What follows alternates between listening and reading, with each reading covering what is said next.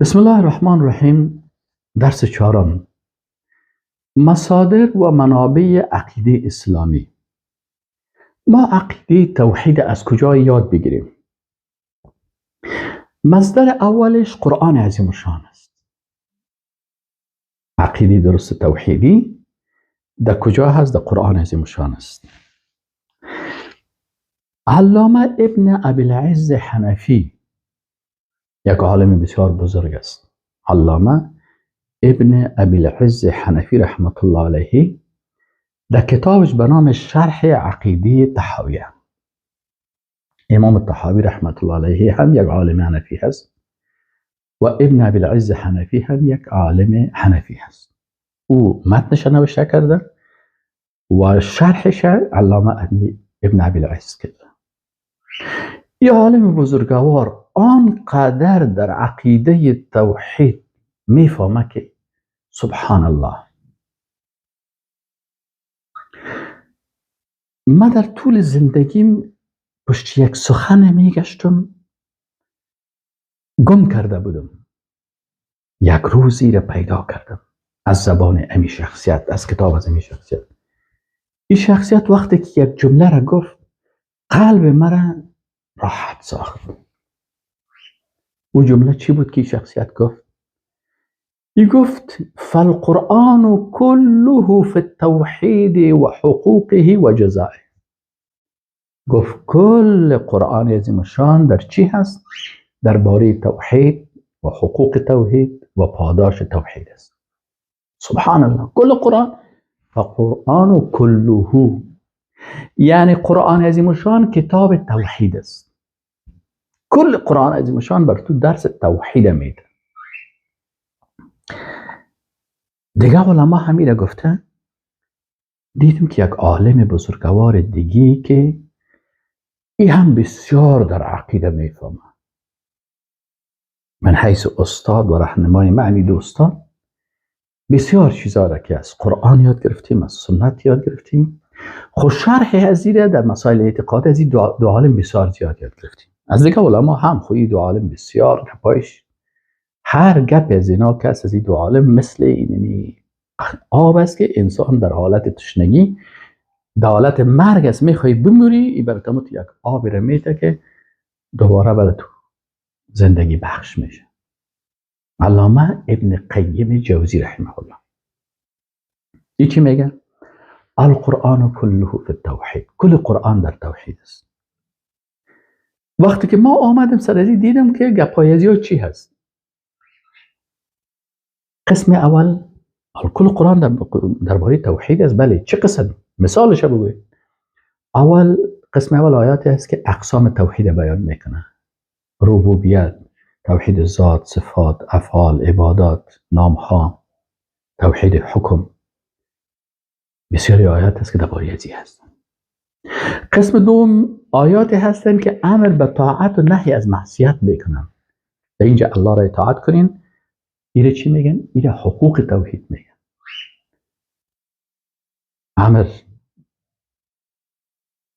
در اوامر الله، در اطاعت الله امر کردن، اوامر و نواهی، این چی میشن؟ یا شامل حقوق توحید میشن. قسم سوم آیات دیگه هست که میگه با دوستای توحید دوستی بکنین، با دشمنای توحید که مشرکین و کفار و زنادقه و مرتدین هستن، از اینا با اینا دشمنی بکنین. این چی هست؟ میگه از لوازم توحید است. وقتی تو موحد هستی بالای تو لازم است که ولا و برا داشته باشی. ولا چی مانا؟ با دوستای الله دوست باشی و با دشمنای الله دشمن باشی. این از لوازم توحید است. قسم چهارم آیات دیگه هستن که صفات موحدین بیان میکنن: موحدین، نبیین، صدیقین، شهدا و صالحین.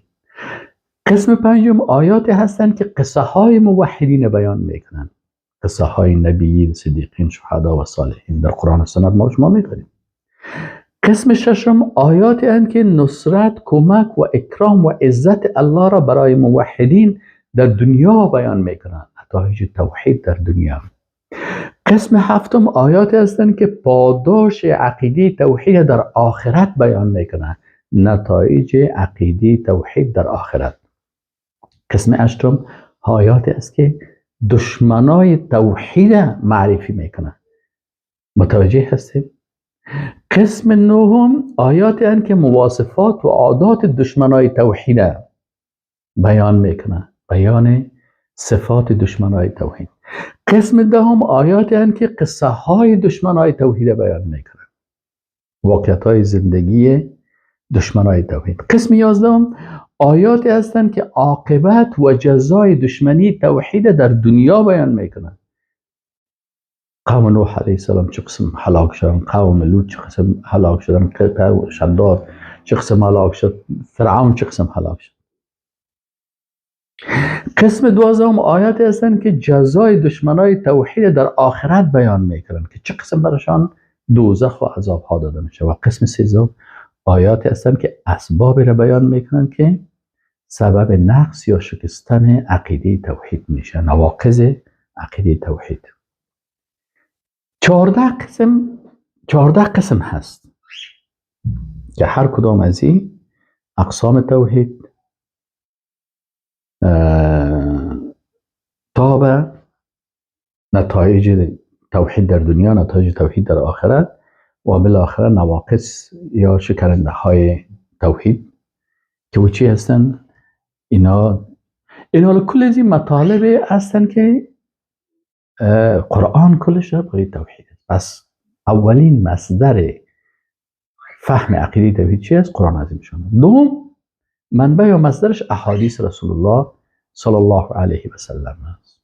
احادیث، البته احادیث صحیحه. چرا؟ از سنت تفسیر القرآن و تبیینه.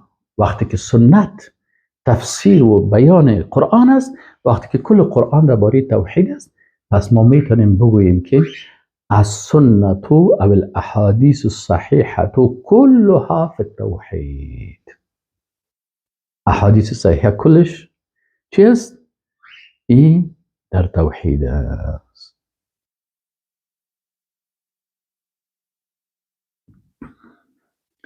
منبع سوم ما و شما باید بریم به اجماع صحابه کرام، تابعین و تبع تابعین.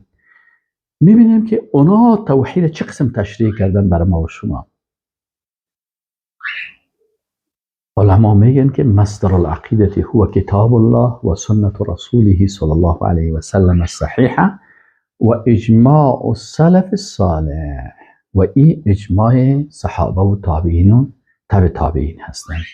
پس وقتی ما و شما میگیم که اونا چه قسم عقیده را قرآن چی میگن، احادیث چه قسم تشریح میکنن، و علمای اسلام، صحابه، تابعین و تبع تابعین این عقیده توحیدی را چه قسم برای ما و شما تشریح کرده. از این ما و شما عقیده توحید درسته یاد میگیریم. و السلام علیکم و رحمت الله و برکاته.